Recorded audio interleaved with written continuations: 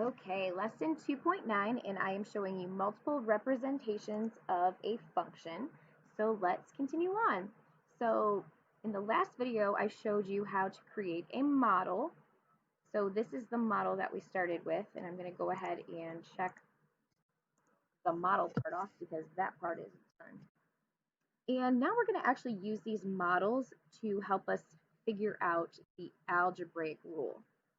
So we're going to have to look specifically at what patterns we're seeing as we go through each of these scenarios. So when we start out with our smallest little scenario, we could see that we had 4 times 1, which was the length of the side right here, and we added 4. And as we moved on to the next one, with a side length of 2, where s equals 2, we had 4 times that side length there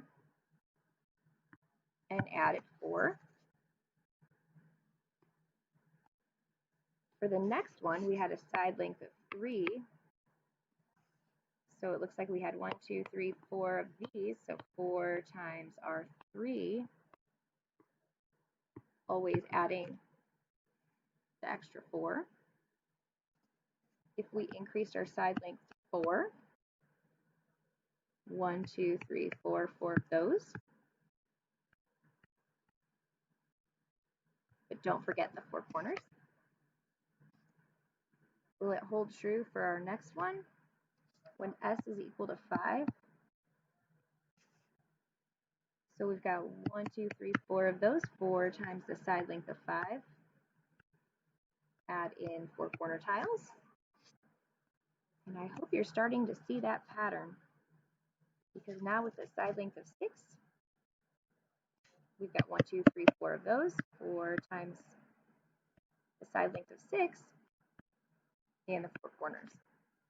So in order to think about our algebraic rule, to go from 4 times 1 plus 4, 4 times 2 plus 4, 4 times 3 plus 4, 4 times 4 plus 4, if we were to continue to do this pattern all the way through infinity, we would bypass our 80s, our hundreds, our thousands. Is there a general rule we could say that no matter how big the side is, we could use this pattern to figure out how many are in, that huge scenario without actually counting them?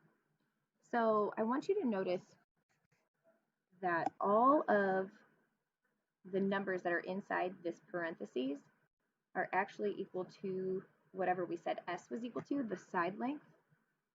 So we could very, very, very easily substitute that in. So we could call that, instead of 4 times the number, we could call that 4 times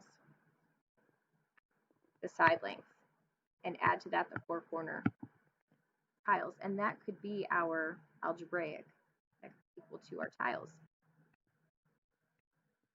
And that would actually be our algebraic rule. So where it says algebraic rule down here, we can put T tiles equals 4s plus 4.